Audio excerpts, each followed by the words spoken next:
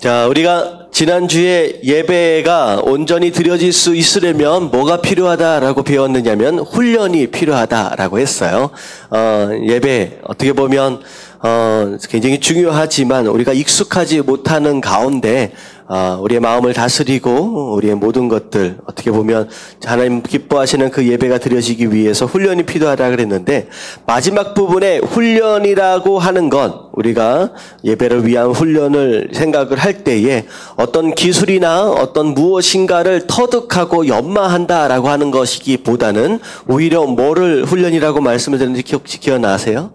성령의 성령의 지배를 받는 훈련이 바로 예배에 필요한 훈련이다. 그래서 이 훈련은 오히려 뭐라고 말씀을 드렸느냐? 힘을 빼는 것이다. 힘을 빼는 것이다. 그래서 세 가지 부분에 힘을 빼야 된다. 목과 어깨와 허리 여러 가지 좀 설명 좀 드리면서 그렇게 했었죠. 그래서 힘을 주는 것이 아니라 오히려 하나님 앞에서 힘을 빼서 하나님께서 우리의 삶을 마음대로 다스려 가실 수 있도록 내어드리는 거 바로 이 자세가 되어야 된다는 거. 그래서 이 자세를 우리가 훈련해야 한다라고 말씀을 드렸습니다.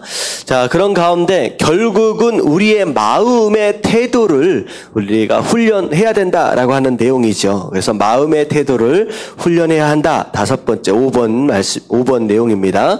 자, 1번을 보면 좋은 습관이라고 나와 있는데 그 밑에 한번 같이 한번 읽어볼게요. 다 같이 시작. 나쁜 행동을 반복하면 불행을 낳고 좋은 행동을 반복하면 기적을 낳는다. 자, 습관은 어디에서 올까요? 습관은 어디에서 와요? 반복을 통하여 옵니다. 우리가 습관적으로 무엇인가를 했다라고 할 때에 어떻게 보면 이 습관은 끊임없는 반복을 통하여 익숙하게 된 거예요. 그래서 습관이라고 한다면 굳이 내가 신경 쓰고 생각하지 않아도 이미 몸에 익숙해져서 반복을 통하여 익숙해져서 그냥 자연스럽게 흘러나오는 그 모습을 우리가 습관이라고 합니다. 그래서 제가 LA 있을 때 새벽 예배 이렇게 드리고 이제 운전을 해요. 운전하러 가면 한 교회에서부터 집에서부터 교회까지 한 20분, 한 30분 정도 걸립니다. 근데 운전을 하고 가면 그 새벽이기 때문에 일찍 일어나잖아요. 일찍 일어나면 약간 머리가 멍해 있는 상태에서 운전을 하게 됩니다. 근데 몇 년을 똑같은 길로 반복해서 가다 보니까 아무런 생각을 하지 않아도 자연스럽게 어디 와 있어요? 시동을 딱 켜고 나중에 한참 가다 보니까 교회에 와 있어요.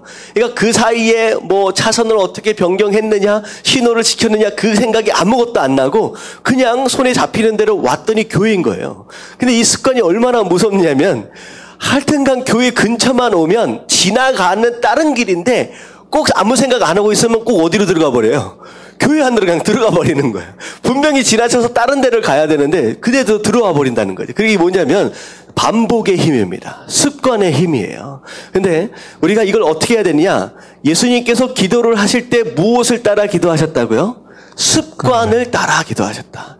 이게 갑작스럽게 생기는 게 습관이 아니라 끊임없이 반복되어지는 이 수많은 그 행동들로 인해서 습관되어진다라고 하는 거예요. 그래서 우리가 예배에 나올 때 예배 또한 습관되어질 수 있어요. 습관화 되어버리면 안 되지만 이것 또한 습관되어져서 그냥 주일이면 아침에 일어나면 그냥 어디 가는 거예요? 그냥 교회 가는 거예요. 아무 생각 안 해도 교회를 그냥 가는 거예요. 수요일날 저녁 때가 되면 고민할 필요가 있어요, 없어요? 없어요. 그러니까 수요일날 내가 갈까 말까 아직 뭐가 안 된 거예요. 웃으시는 거 보니까 좀 그런 거 있어요. 갈까 말까 이건 아직 습관이 안 된 거예요. 그냥 포기해버리고 그냥 가는 거예요. 그리고 금요일도 마찬가지고 고민할 필요 없이 그냥 금요일이구나 가는 거구나 이렇게 생각할 수 있게끔 자연스러워질 수 있어야 그게 습관되어지고 그렇게 하는 것이 훈련이고 그래서 여기 보니까 반복적으로 해야 된다라고 하는 것인데 자 보세요. 나쁜 행동을 계속 반복하면 나쁜 행동이 뭐가 돼버려요? 습관이 돼요. 그래서 그 습관이 결국은 내 삶을 어떻게 만들어요? 불행하게 만든다라고 하는 거예요. 그래서 제가 예배 때마다 예배에 참여하는 이런 모든 것들을 계속 얘기하는 것이 무엇이냐? 좋은 행동들을 뭐 어떻게 하라는 거예요? 습관화하자. 그래서 좋은 행동들이 반복되면 좋은 습관들이 생기고 그 습관들로 인하여서 우리가 하나님의 기적을 경험할 수 있게 된다라고 하는 거예요. 그래서 그 예전에 정확하게 책 제목이 잘 기억이 안 나는데 이제 성공하는 사람들의 7가지인가요? 몇 가지 습관 뭐 이렇게 해서 제목들이 있더라고요. 그러니까 성공, 인간적인 세상적인 성공도 그저 그렇게 이루어지는 게 아니라 좋은 습관들을 통하여서 이렇게 이루어질 수 있다라는 것입니다. 그래서 예배에도 이제 습관이 필요하다라고 하는 것인데요. 자, 뭘 우리가 습관화해야 되느냐? 자, 밑에 보니까 마음의 습관이래요. 마음의 습관. 마음을 잘 다스려가는 그런 모습들이 있어야 된다라고 하는 것인데요. 자, 잠언서 4장 23절 말씀 다 같이 한번 읽어볼게요. 다 같이 시작. 모든 지킬 만한 것 중에 더욱 네 마음을 지켜라. 생명의 근원이 이에서 남이니라. 자, 이거 지난 주일날 우리가 살펴봤던 말씀이죠. 자, 우리가 뭐 살인하고 한다라고 했을 때 우리가 두 가지 다스려야 될 게 있다라고 했어요. 뭘 못 다스려서 그런 일이 벌어지느냐? 분노를 다스리지 못한다. 분노를 다스린다라고 하는 것은 결국은 내 안에는 뭘 다스린다? 마음을 다스린다라고 하는 거예요. 그래서 모든 지킬 만한 것 중에 다시 말하면 이 세상에 우리가 지켜야 할 것들이 너무 많다는 거예요. 많은 지켜야 할 것들 가운데 가장 중요하게 끝까지 목숨을 걸고 사수해야 할 그것이 있다라고 한다면 그게 뭐라는 거예요? 마음을 지켜야 된다는 거. 마음을. 그래서 네 마음을 지켜라. 그 어떤 것을 다 잃어버린다라고 할지라도 이 마음을 지킨 대표적인 사람이 누구냐? 다 잃어버려도 끝까지 마음을 지켰던 사람이 누구예요? 구약의 욥입니다. 할렐루야. 욥은 끝까지 이 마음을 지켰어요. 재산 다 잃어버리고 모든 관계들 다 잃어버리고 도와준다고 온 세 친구들까지도 자꾸 이상한 얘기를 하니까 그들과의 관계도 잃어버린다라고 할지라도 끝까지 마음, 이건 이제 하나님을 향한 태도지요. 이 마음을 지키기 위해서 마지막까지 발악을 했지요. 몸부림을 쳤다라고 하는 거예요. 결국은 그 마음을 지켜내니까 어떻게 돼요? 나중에 전부 다 돌려받는 거예요. 전부 다 되찾아오는 거예요. 다시 말하면 거기에서 살고 죽는 게 딱 있다는 거예요. 내가 이런저런 일들을 할 때 내가 지금 마음을 지금 잃어버리고 있는지 빼앗기고 있는지 내가 마음을 지켜가고 있는지를 잘 살펴볼 수 있어야 된다라고 하는 것이죠. 그래서 내 마음을 지켜라. 왜냐하면 생명의 근원이 이에서 남으니라. 내 마음의 상태에 따라서 내 마음에 따라서 죽기도 하고 살기도 한다라고 하는 것이죠. 그래서 마지막 순간까지 믿음을 지키고 살아남을 수 있으려면 끝까지 내 마음을 지켜야 한다라고 지금 얘기를 하는 것입니다. 자, 그래서 밑에 같이 한번 읽어볼게요. 살아있는 예배 다 같이 시작. 살아있는 예배, 역동적인 예배는 결국 예배자의 마음에 달려있다. 영적 근육을 단련하는 가장 우선적인 목표는 바로 좋은 마음의 습관을 형성하는 것이다. 그리스도인에게 좋은 예배 습관이 형성되기만 하면 그가 드리는 예배는 살아계신 하나님의 영광스러운 임재 가운데 인격적인 만남과 지속적인 사귐이 가능해진다. 자, 여기서 이제 좋은 마음의 습관들. 자, 이것은요, 이제 다음 주부터 제가 7가지 내용을 이제 정해서 어떤 습관들을 어떻게 길러가야 하는지, 뭐가 좋은 습관인지 제가 7가지를 제가 말씀을 드리도록 하겠습니다. 그래서 사실 오늘까지의 내용은 거의 서론에 이제 가깝다라고 생각하시면 돼요. 그래서 우리가 살아있는 예배, 역동적인 예배, 이런 예배, 제가 우리 교회가 첫 번째 사명이 뭐예요? 예배를 회복하는 것인데 2가지예요. 예배의 열정과 예배의 능력을 회복해야 된다라고 우리 교회에게 주신 사명입니다. 자, 그런 예배를 드리기 위해서는 그게 다 누구에게 달려있다는 거예요? 우리의 마음에 달려있다는 거예요.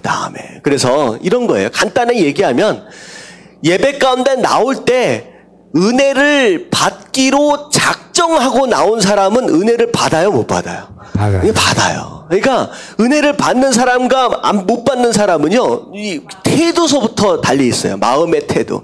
내가 오늘은 꼭 내 말씀을 듣겠다. 하나님 말씀을 듣겠다. 꼭 말씀을 받겠다. 내가 은혜를 받겠다라고 하는 그런 마음의 자세가 되어 있으면요, 이 안에서 은혜가 있어져요. 말씀이 들려지고. 근데 마음의 태도가 그렇지 않은 상황 가운데서 우리가 지지난주에 예배를 뭐 하는 사람이 많다? 구경하고 관람하는 사람이 많다. 구경꾼과 관람객으로서 그냥 앉아있다라고 한다면 절대 예배에 은혜 받을 수 없다라고 하는 것이죠. 그래서 예수님 당시의 복음서를 보면요, 예수님께서 많은 동네들을 거쳐 가시지만 모든 사람이 치료를 받고 모든 사람이 구원을 받았어요? 아니에요. 특별한 사람들만 치료를 받고, 그 많은 베데스다 목가에 몇 명이 치료를 받았어요? 한 명이에요. 거기에 얼마나 많은 병자들이 있었는데 거기서 딱 한 명이에요. 이런 겁니다. 예수님이 지금 지나가신다라고 할지라도, 그래요.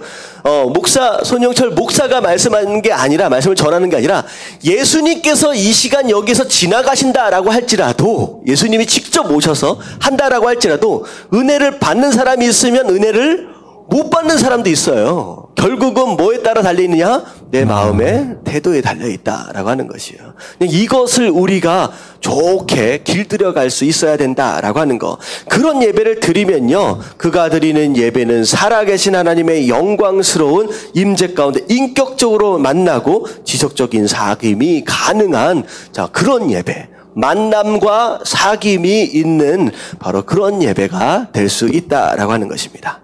자, 위에서 잠깐 말씀을 드리긴 했는데, 반복이 기적을 낳는다. 결국은 반복이 습관을 만들고 그 좋은 습관이 기적을 만든다라고 하는 거예요. 자, 밑에 한번 읽어보도록 하겠습니다. 회중 시작. 회중 예배든 개인 예배든 모든 예배는 반복되는 행위다. 삶의 변화는 작지만 반복에서부터 시작된다. 아무리 작은 시도라도 집중하고 반복할 때 놀라운 변화의 열매를 맺는다. 예, 그 많은 사람들이 그런 생각을 해요. 무엇인가 적은 노력을 들여서 큰 열매를 얻으려고 노력을 하잖아요.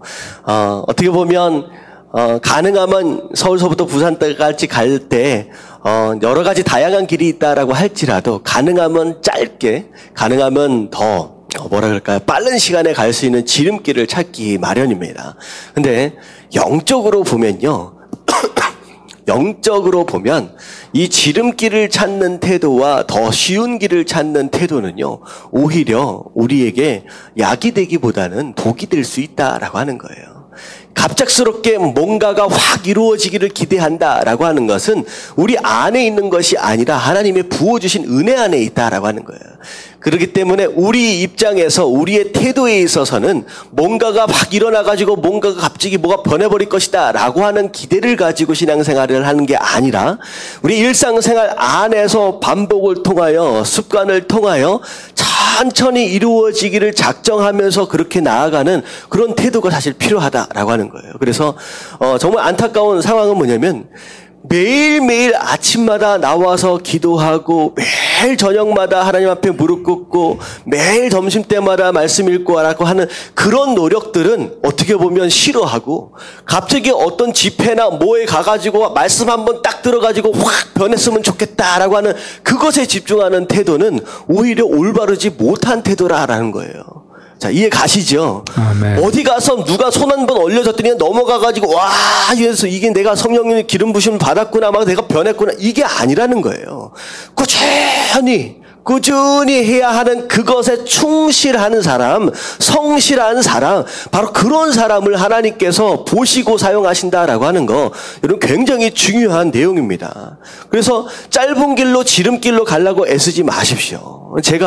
저도 하나님께서 저를 갖다 만드실 때도 마찬가지예요. 어디서 갑자기 변해진 게 아니라 꾸준히 말씀 가운데 새벽 제단을 쌓으면서 기도하면서 말씀 보면서 조금씩 이게 얼마나 중요하냐라고 하는 것이죠. 그래서 제가 우리 이 밑에 보면 차 올라오는 길이 있잖아요. 차 올라오는 길 나중에 한번 보시면 좋을 것 같아요. 차 올라오는 길이 보면 이 안쪽에 벽서부터 한 1m 정도 떨어져 가지고 색깔이 싹 달라요. 바닥 색깔이. 왜 다른가 이렇게 보니까 나중에 눈 녹을 때 저 보니까 딱 그 선으로 이게 처마 밑에서 이게 눈 녹은 물들이 계속 떨어지니까 나중에 어떻게 되냐면 이 아스팔트가요 조금씩 파이고 깨져가지고 색깔이 달라. 결국은 뭐가 뭘 깬 거예요? 물방울이 바위 아스팔트를 깨어간다라고 하는 것이죠. 어떻게 보면 우리가 신앙생활 할 때 그 마음으로 가는 것이 굉장히 중요합니다. 갑작스럽게 뭔가를 확 이뤄버리겠다 이게 아니라 꾸준히 자리를 지키고 열심히 성실하게 섬기는 그게 얼마나 중요하냐라고 하는 것이죠. 자, 그래서 밑에 보니까 예수님께서도 기도할 때 어떻게 기도하셨느냐? 누가복음 22장 39절 말씀 다 같이 읽겠습니다. 시작. 예수께서 나가사 습관을 따라 감난산에 가심에 제자들도 따라갔더니. 자, 습관을 따라 여기 줄을 치시면 돼요. 습관을 따라. 예수님도 습관을 따라 기도하셨어요. 다시 말하면 매일 그 시각이 되면 항상 예수님은 뭐하고 계셨어요? 기도하고 계셨습니다. 심지어는 장소까지 예수님은 정해놓고 기도하셨습니다. 예수님께서 예루살렘에 한 4번 정도 올라오십니다. 3년 반 정도 공생의 생활을 하시면서 3번 올라오시나요? 근데 그 예루살렘에 올라오실 때마다 예루살렘에 기거하고 있을 시간은 그 시간대에서는 항상 그 시간 그때가 되면 항상 그 자리에서 기도를 하셨어요. 그래서 사실 어떻게 보면 예수님께서 마지막 새벽에 잡히실 때도 가룟 유다가 뭘 근거로 예수님을 잡으러 왔는지 아세요? 예수님은 항상 그 시간에 거기에서 기도하고 계시기 때문에 거기를 가면 예수님은 반드시 계신다는 거예요. 그러니까 가룟 유다가 뜬금없이 그냥 온 게 아니라 어떻게 물어서 온 게 아니라 예수님은 항상 거기서 기도하시는 분이다. 그때가 되면. 그러니까 여러분들 마찬가지예요. 나는 그런 시간이 있느냐라는 거예요. 나는 항상 그 시간이 되면 그 자리에서 무릎 꿇고 있다라고 하는 그 자리와 그 시간이 있느냐라고 하는 것이요. 그래서 제가 지지난주인가요? 제가 금요일날 말씀을 전하면서 제가 그 시간과 그 장소를 정해놓으라고 말씀을 드렸잖아요. 여러분들 아직 정해놓지 않으신 분 계시면 여러분들 약속을 하셔야 됩니다. 그래야 말씀도 읽어지고 그래야 기도도 돼요. 안 그러면 벌써 금요일이네. 벌써 주일이네. 일주일 내내 말씀 한번 읽어보지도 못하고 일주일 내내 하나님께 무릎 한번 꿇어보지 못하고 금방금방 일주일씩 지나가 버린다라고 하는 것이죠. 그래서 반드시 적어서 여러분들이 약속을 해서 그렇게 습관적으로 이제 신앙생활을 해야 된다라고 하는 것입니다. 자, 다 계시죠? 그런 시간과 그런 장소가 있죠? 아멘. 대답하는 사람이 있어요. 자, 빨리빨리 정해놓으시기 주님의 이름으로 축원합니다. 아멘. 이따가 나눌 때 돌아가면서 뭘 나누느냐? 나는 이제 어떻게 보면 일주일의 시간이 좀 다를 수 있잖아요. 어떤 시간에서 수요일은 좀 애매하다 이런 시간이 있으면 그런 시간들만은 좀 제외하더라도 내가 일상적으로 내가 언제 어디서 내가 말씀을 보고 큐티하고 내가 기도하겠습니다라고 서로 나누셔야 됩니다. 아셨죠? 아멘. 공사님 왜 말씀 안 하세요? 그래서 우리 오승근 사님하고 김송 여사님하고는요 이제 메모로 좀 해놓으세요. 누가 언제 어디서 기도하기로 했다. 메모로 좀 해놓으세요. 그러면 제가요 그 시간이 조금 지나고 나서 제가 전화를 한번 해드리겠습니다. 그래서 기도를 얼마나 하셨는지. 자, 이렇게까지 하는 목사가 있을까요? 겁내지 마시고. 자, 그 다음에 밑에 좀 보면요. 자, 3번 제목 한번 읽어볼게요. 다 같이 시작. 적당한 영적 긴장감은 필수. 자, 긴장한다라고 하는 건 별로 좋은 단어 같지 않게 느껴지지만 어쩔 때는 사실은 적당한 긴장감이 우리 삶 가운데 신앙생활 안에 있어야 된다라고 하는 거예요. 긴장하지 않으면 언제 누군가가 공격해 온다라고 했을 때 우리가 방어할 수 있는 준비가 되어 있지 않으면 한꺼번에 무너질 수 있다라고 하는 것이죠. 자, 그래서 마태복음 26장 41절 말씀 같이 한번 읽어봅니다. 다 같이 시작. 시험에 들지 않게 깨어 기도하라. 마음에는 원이로되 육신이 약하도다 하시고. 자, 시험에 들지 않게 깨어 기도하라. 깨어 기도하라. 이것 자체가 어떤 의미냐? 적당한 긴장 가운데 신앙생활을 해라라고 하는 거예요. 깨어서 기도하라. 뭐 항상 안 자고 있을 수는 없잖아요. 계속 기도할 수는 없잖아요. 이 얘기는 뭐냐면 우리 영적으로 긴장하고 있으라는 거예요. 어떤 공격들로부터 내가 제대로 서 있는지 긴장을 하고 있어라. 근데 왜냐하면 마음은 원이다.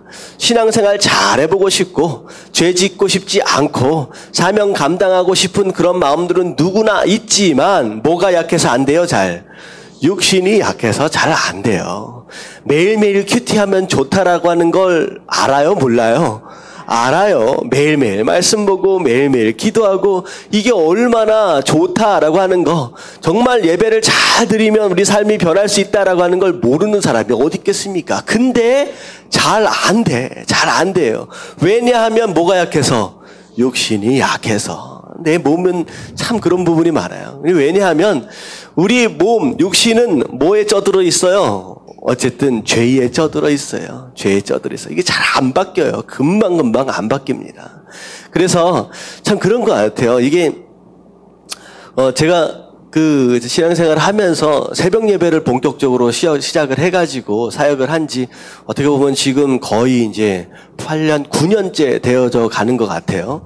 그러면 9년째 4시 20분만 되면 항상 눈을 떴잖아요. 자, 매일 아침 그냥 시계가 없어도 4시 20분만 되면 눈이 떠질 수 있으려면 얼마나 오랜 시간 반복을 했겠느냐라고 하는 거예요. 이게 습관 되기까지 제가 얼마나 오래 걸렸을 것 같아요? 얼마나 오래 걸렸을 것 같아요? 제가 한 1년 걸렸습니다. 1년. 그러니까 제가 잠이 하도 많아가지고 이게 얼마나 어려운지. 그래서 제가 참 이제 새벽 예배 제가 찬양 사역서부터 시작을 했어요. 근데 갑자기 찬양 인도자가 이제 없어가지고 찬양 인도를 좀 부탁을 하는 가운데 이게 한 번 시작을 하면 앞으로 죽을 때까지 할 것 같은 그런 마음이 드는 거 있잖아요. 왜냐면 이걸 아무나 함부로 맞지를 않으니까 이거 내가 시작하면 내가 죽을 때까지 하게 생겼는데 아마 그렇게 된 것 같아요. 지금 보니까 죽을 때까지 할 것 같아. 그래서 이걸 예스 해가지고 내가 받아야 하느냐. 근데 어떻게 보면 딱 하나님께서 여기에 순종하길 원하시는 거야. 이제부터 시작이다. 그래가지고 예 하겠습니다. 순종하면서 했어요. 그랬는데 제가 한 2, 3일 정도 지나서부터 아침에 일어났는데 너무 힘드니까 제가 6개월을 죄송하지만 이제 목사가 이럴 수 있어요. 제가 그때는 이제 간사였어요. 전도사도 아니었고 제가 6개월 동안 일어나면서 욕하면서 일어났어요. 무슨 의미인지 아시겠어요? 낮에 내내 너무 피곤해. 머리도 아파 죽겠고. 그리고 아침에 일어났는데 너무 힘들어. 그리고 교회 사역을 계속하고 공부도 하고 하는데 얼마나 괴롭습니까? 그러니까 아침에 일어날 때마다 너무 괴로우니까 샤워를 하면서 욕하면서 샤워를 했어요. 그러니까 이놈의 것을 내가 괜히 한다 그래가지고 막 해가 그게 6개월 정도를 가니까 조금씩 적응이 되면서 욕을 좀 덜 하게 되더라고. 그러다가 1년 정도가 되니까 이제 그때부터 책임감 때문에 절대 빠지면 안 된다라고 하는 강박관념 때문에 가다가 6개월이 지나가니까 조금씩 재미가 있어져. 여러분 이런 느낌을 여러분 느끼시길 주님의 이름으로 축원합니다. 아멘. 제일 재밌는 게 뭐냐면요. 딱 일어나가지고, 이제 LA 있을 때는 훨씬 더 일찍 일어났죠. 한 3시 반 정도는 일어나야 돼요. 일어나가지고 이제 한 30분 운전해서 가는데 제일 기분이 좋을 때가 뭐냐면 교회 문을 누가 제일 먼저 열어요? 제가 여는 거예요.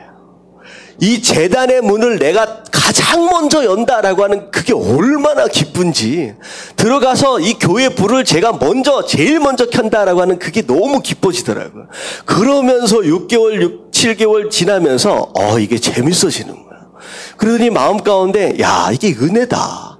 그러면서 너무 좋아지는데, 언젠가는 이제 그럴 때 있잖아요. 그 새벽 예배가 딱 없는 어떤 기간이 있어서 어디 다녀오는 바람에, 근데 그 습관, 어떻게 보면 2, 3년 동안 만들어왔던 그 습관이 무너지는데 며칠 걸리는지 아십니까? 딱 하루면 돼요. 하루면 돼요. 그러니까 좋은 습관은 세워가고 만들어가는데 너무 어려워. 근데 나쁜 습관은, 좋은 습관 깨지는 것은 얼마나 쉽냐면 딱 한 번이면 돼요. 자, 이게 왜 그러냐? 우리의 육신이 뭐해서? 약해서예요. 우리의 육신이 약해서. 그러니까 평생 우리는 가면서 이런 습관들을 길러가고 또 무너지지 않기 위해서 발버둥 치고 이런 가운데 우리가 살아야 한다라고 하는 거. 우리의 육신의 연약함을 우리가 인정하고 받아들일 수 있으면 우리가 항상 그렇게 나아가야 한다라고 하는 거. 여러분들 깨달아지시길 주님의 이름으로 축원합니다. 아멘. 육신이 약하다. 네 마음이 어떤 걸 원하는지 내가 알지만 자꾸 육신의 제 가운데 있던 육신이기 때문에 또 넘어지고 그렇구나라고 말씀하시는 거예요. 자, 데살로니가전서 5장 6절 다 같이 읽겠습니다. 시작. 그러므로 우리는 다른 이들과 같이 자지 말고 오직 깨어 정신을 차릴지라. 네, 다른 이들과 같이 자지 말라. 이건 뭐냐면 아까 지금 얘기한 것처럼 진짜 잠자지 말라 이게 아니라 이제 긴장하고 있으라라고 하는 거예요. 긴장하고 영적으로. 자, 그래서 깨어서 정신을 바짝 차려라. 왜냐하면 베드로전서 5장 8절 말씀. 5장 8절 말씀 다 같이 시작. 근신하라 깨어라 너희 대적 마귀가 오는 사자같이 두루다니며 삼킬 자를 찾나니. 어떻게 해서든 우리를 넘어뜨리려고 누가 돌아다녀요? 마귀가 우는 사자같이. 사자가 왜 울까요? 사자는 웬만하면 울지 않습니다. 언제 울어요? 진짜 배고플 때 우는 거예요. 진짜 배고플 때. 그러니까 배고픈 사자의 뭐라 그럴까요? 그게 얼마나 무섭겠습니까? 어떻게 해서든 잡아 먹어야 자기가 사니까. 그런 모습으로 우리를 넘어뜨리려고 두루 다닌다라고 하는 거. 그래서 우리가 긴장해야 한다라고 하는 것입니다. 자, 밑에 한번 읽어볼게요. 시작. 긴장감은 생존의 문제이다. 이 영적인 긴장감은 영적인 근육을 단련하게 해준다. 예, 긴장하는 그 모습이 바로 영적인 근육을 단련하게 한다. 그게 또 훈련이다라고 하는 것입니다. 자, 6번. 자, 넘어가서 좀 더 보도록 하겠습니다. 자, 삶의 중심과 방향이죠. 삶의 중심과 방향. 자, 삶의 중심은 무엇이 되어야 하느냐? 성전이 삶의 중심이 되어야 합니다. 그리고 삶의 방향은 예배가 삶의 방향이 되어야 한다는 거예요. 내 삶 안에 성전이 가운데 위치해야 되고, 내가 이 성전과 더불어서 움직일 때 예배를 향하여 내 삶이 움직여져야 한다라고 하는 것이죠. 자, 밑에를 보면 안식일의 완전한 쉼과 주일의 의미라고 나와 있어요. 어떻게 보면 안식일이 오늘날 주일과 같은 비슷한 성격을 가지고 있는데, 하나님께서는 안식일을 어떻게 지키라고 말씀을 하셨느냐. 자, 보면 8절, 출애굽기 20장 8절부터 11절까지 안식일을 기억하여 거룩하게 지켜라. 자, 엿새 동안은 힘써 내 모든 일을 행할 것이나, 다시 말하면 안식일이 되기 전까지는 모아서 일하라? 열심히 힘써 일하라. 이게 또 굉장히 중요해요. 계속 노닥거리다가 안식일날 쉬려 그러면 안 된다는 거죠. 일주일 안에서 1일서부터 6일째까지는 열심히 일을 해야 한다라고 말씀을 하시고, 자, 10절에 보니까 일곱째 날은 내 하나님 여호와의 안식일인즉 너나 내 아들이나 내 딸이나 내 남종이나 내 여종이나 내 가축이나 내 문 안에 머무는 객이라도 아무 일도 하지 말라. 너와 관계되어 있는 모든 사람들은 다 일하지 못하도록 하라는 거예요. 일하지 못하도록 하라는 거예요. 그래서 예전에 안식일 날 이제 약간 보수적인 교회, 저희 교회도 사실 마찬가지입니다. 근데 보수적인 교회 같은 경우에는 안식일 날 밖에 나가서 돈을 쓰면 돼요, 안 돼요? 원래는 안 돼요. 그래서 그때 당시에 왜 돈을 쓰면 안 되느냐, 왜 그냥 안식일 날 돈 쓰면 안 되니까. 실제로 유대인들은 돈을 절대 안 씁니다. 근데 돈은 절대 안 쓰는데 뭐는 써요? 카드는 써요. 이게 잘못된 행동이에요. 그러니까 도대체 이 안식일에 대한 그 법을 왜 주셨느냐라고 하는 것에 대한 그게 없이 그냥 자기 편한 대로 해석을 해버리는 거예요. 카드는 써요. 카드는 쓰고 하지만 돈은 안 씁니다. 근데 그게 왜 그런 이제 어떻게 보면 그런 내용들이 왜 나왔느냐? 내가 나가서 뭔가를 사 먹고 내가 어딘가를 가가지고 뭔가 돈을 쓴다라고 했을 때 그것을 위해서 누군가는 뭐 해야 돼요? 그 시간에 일을 해야 돼요. 내가 만약에 음식점에 가서 음식을 먹었어요. 그러면 수요일날 내가 음식을 먹으면 그 시간을 위해서 그 음식점은 뭐 해야 돼요? 일을 해야 되는 거야. 어떻게 보면 이 말씀에 의해서 보면 우리만 일하면 안 된다, 우리가 일하지 않고 쉬면 된다라고 하는 것이 아니라 네 주변에 있는 모든 사람들, 심지어는 종까지도 네 문 안에 머무는, 네 집 안에 머무는 모든 개까지도 전부 다 쉴 수 있도록 해줘라 라고 하는 거예요. 너만 쉬지 말고 다 쉴 수 있도록 해줘라. 그러니까 이 말씀을 근거로 우리 믿음의 이제 선진들, 우리 아버지 세대, 어머니 세대는 절대 돈 쓰지 않았습니다. 절대 돈 쓰지 않았습니다. 그런데 이게 이제 어느 순간 왜 돈을 쓰면 안 되는지에 대한 그런 인식이 없이 무조건 안 된다라고 율법적으로 막아보니까 이게 어려워지니까 요즘에는 이제 많이 이제 그렇게 좀 써지게 되는 상황들이 벌어지는 거죠. 그래서 제가 이제 말씀드리는 건 뭐냐면 절대 나가서 돈 쓰지 말고 뭐 하라라고 그런 내용이 아니라 진짜 쉰다라고 하는 것들에 대한 개념과 우리가 안식일 가운데 모두가 함께 쉴 수 있어야 된다라고 하는 것에 대한 인식을 우리가 같이 할 수 있어야 된다라고 하는 거예요. 그래서 LA에서 제가 이렇게 보니까 지금은 닭갈비집인가 한번 갔는데 이분이 이제 같이 좀 얘기를 하다 보니까 뭐 닭갈비집 가보면 이렇게 막 비벼주고 막 하잖아요. 같이 음식을 먹다 보니까 교회 다니시냐, 뭐 이런 이야기가 됐어요. 그래서, 뭐 교회는 다니기는 하는데, 주일날은 교회를 못 가요. 왜 못 가느냐? 주일날 가게 문을 열어야 돼서 못 간다는 거예요. 결국은 우리가 그 가게에서 주일날 음식을 사먹는 것으로 인하여 그 사람은 신앙생활을 할 수 있어요, 없어요? 없게 된다라고 하는 상황이죠. 그러니까 이 말씀을 근거로 여러분들이 그런 생각들을 좀 할 수 있어야 된다라는 거예요. 내가 바깥에서 너무 많이 그렇게 행동을 하고 다니면, 그래서 옛날에 유럽에서는 국교 자체가 기독교로 정해져 있는 그때 시대에는요, 주일날이 딱 되면 문 여는 데가 하나도 없었어요. 왜? 다 쉬니까. 그리고 문 열어도 장사가 돼요, 안 돼요? 안 돼요. 왜냐하면 그날 돈을 쓰러 나오는 사람이 아무도 없었어. 그러니까 문을 열어놔도 장사가 안 돼. 그러니까 원래는 이렇게 돼야지 사실 맞는 건데, 뭐 우리 나라가 뭐 기독교 국가 뭐 그런 시기는 아니니까 뭐 어쩔 수 없죠. 그러니까 자, 무슨 내용인지 아시겠죠?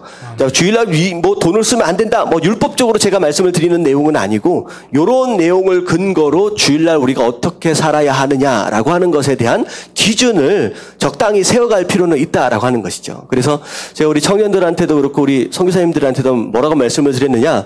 주일날에는 가급적 어디 중심으로? 교회 중심으로, 교회 안에서 그래야 이게 가능하거든요. 하지만 어떤 경우에는 가급적이니까 어떤 경우에 꼭 필요한 경우는 이제 할 수 있다라고 제가 여유롭게 좀 말씀을 드린 적이 있습니다. 자, 그리고 나서 모두 다 쉬게 하라. 너만 쉬지 말고 다 쉴 수 있도록 하라. 이는 엿새 동안에 나 여호와가 하늘과 땅과 바다와 그 가운데 모든 것을 만들고 일곱째 날에 쉬었음이니라. 그러므로 나 여호와가 안식일을 복되게 하여 그날을 거룩하게 하였느니라. 나도 쉬었다. 하나님은 꼭 쉬어야 할 필요가 있어요, 없어요? 하나님은 그런 분이 아니에요. 쉬실 필요 없음에도 불구하고 쉰다라고 하는 것이 무엇인지를 우리에게 모델로 보여주시기 위해서 의도적으로 그날은 쉬셨습니다. 그날은 쉬셨습니다. 자, 이사야서, 자, 안식일에 대해서 조금 더 말씀을 좀 드릴게요. 자, 안식일 날 어떻게 살아야 하느냐. 58장, 이사야 58장 13절부터 14절까지 말씀, 천천히 한번 제가 읽어볼게요. 만일 안식일에 내 발을 금하여 내 성일에 오락을 행하지 아니하고 안식일을 일컬어 즐거운 날이라 여호와의 성일을 존귀한 날이라 하여 이를 존귀하게 여기고 내 길로 행하지 아니하며 내 오락을 구하지 아니하며 사사로운 말을 하지 아니하면 내가 여호와 안에서 즐거움을 얻을 것이라. 내가 너를 땅의 높은 곳에 올리고 내 조상 야곱의 기업으로 기르리라. 여호와의 입의 말씀이니라. 다시 말하면 하나님 앞에서 드려지는 안식일의 모습, 주일의 모습은 누구와 더불어예요? 누구와 더불어? 하나님과 더불어예요. 하나님과 더불어. 그러니까 내 즐거움과 내 쾌락과 내 오락을 위해서 쉰다라고 하는 것은 또 하나님의 의도가 아니다라고 하는 거죠. 하나님과 더불어 그 자체가 하나님과 함께 있기 때문에 즐거운 날이 되는 것이고 하나님과 함께 있기 때문에 존귀한 날이 되어진다라고 하는 것이죠. 그래서 안식일 날 예배가 없이 아무렇게나 놀러 다니고 즐기고 이런 모습들은 온전하지 못한 것이다. 하나님의 뜻이 아니다라고 하는 것입니다. 자, 그래서 어떻게 보면 이게 이제 사실은 출애굽기에 나온 말씀들이기 때문에 이사야서도 출애굽기를 근거로 이제 말씀을 하시는 거거든요. 근데 이런 모습들은 결국은 광야 안에서 이스라엘 백성들이 하나님의 백성으로서 어떻게 삶의 중심을 잡고 살아가야 하느냐라고 하는 것들을 가르쳐주기 위해서 하셨던 말씀이거든요. 그러니까 내 삶의 중심이 지금 어디에 있고 어디를 향하여 가고 있느냐라고 하는 것들을 이런 말씀을 근거로 생각해 볼 필요가 있다라고 하는 것이죠. 그래서 일주일에 내 삶의 중심의 날이다라고 한다면 어느 날이 내 삶의 중심이에요? 주일이 내 삶의 중심이 되어야 합니다. 주일이. 자, 그래서 자, 밑에 보면 밑에 같이 한번 읽어볼게요. 정리할게요. 구약의 안식일은 시작. 구약의 안식일은 이 시대 주일의 그림자다. 안식일이 창조를 완성하신 하나님을 기념하는 날이라면 주일은 구속을 완성하신 예수님을 기념하는 날이다. 구속의 완성인 예수님의 부활이 바로 주일에 이루어졌다. 예, 이 안식일은 뭘 기념하는 날이냐? 창조의 완성을 기념하는 날입니다. 창조의 완성. 6일 동안 창조하셨던 그 모든 것들을 기념하기 위한 날을 안식일이라고 한다면 주일은 뭘 기념하는 것이냐? 우리를 구원하신 그 구속의 완성이에요. 예수님께서 그 구속의 완성을 어떻게 이루셨느냐? 부활하심으로 이루셨죠. 그래서 예수님은 언제 부활하셨느냐? 주일날 새벽에 부활하셨습니다. 그래서 오늘날 우리는 이제 안식일날, 토요일날 우리가 함께 모이는 게 아니라 주일날 그 구속의 완성을 기념하기 위해서 주일날 모이게 되는 것이죠. 자, 밑에 마지막으로 좀 보겠습니다. 자, 2번. 삶의 중심이 된 예배. 자, 성막 중심의 삶, 그리고 장막 중심의 삶. 제가 한번 말씀을 드린 적이 있어요. 자, 성막은 누가 사는 집이에요? 하나님께서 사시는 집입니다. 자, 장막은 누가 사는 집이에요? 내가 사는 집이에요. 내가 사는 집. 인생을 보면 성막 중심의 삶이 있고 장막 중심의 삶이 있습니다. 이스라엘 백성들이 광야로 딱 나오고 나서 진을 치잖아요. 그 12지파가 진을 칠 때, 자, 가운데다가 무엇을 중심에 두고 진을 치기 시작합니까? 성막을 중심에 두고 진을 치기 시작합니다. 그래서 어떻게 보면 삶의 중심에 뭐가 있다는 거예요? 하나님이 계시는 성막, 바로 성전이 있다라고 하는 것이죠. 그래서 이스라엘 백성들은 항상 어딜 바라보며 살고 있느냐? 성막을 바라보며 사는 거예요. 가운데 있는 성막. 언제 이 구름이 떠올라가지고 이동하느냐라고 하는 것을 주목하면서 그렇게 살아가는 인생이었다라고 하는 것이죠. 그래서 이 청교도나 어떻게 신앙생활을 잘 하시는 분들은 이제 미국 같은 경우도 마찬가지잖아요. 이제 이주민들이 들어와가지고 가장 먼저 세운 것이 무엇이었느냐? 교회였어요, 교회. 내 집을 먼저 만드는 게 아니라, 그러니까 나는 일단 먹고 자야 하기 때문에 간단하게 뭐 하나 쳐놓고선 일단 살고 가장 먼저 교회를 세우고 그 다음에 뭘 세웠는지 아세요? 그 다음에 학교를 세우고 그 다음에 내 집을 세웠습니다. 그러니까 미국의 신앙은 여기서부터 시작되는 거예요. 교회를 먼저 세우고 학교를 세우고 그 다음에 내 집을 세우는 이런 우선순위를 따라서 살았던 민족이 미국 처음 초창기 이주민들의 모습이었다는 거예요. 근데 요즘에 어떻게 돼요? 우리는 뭐 먼저 집어요?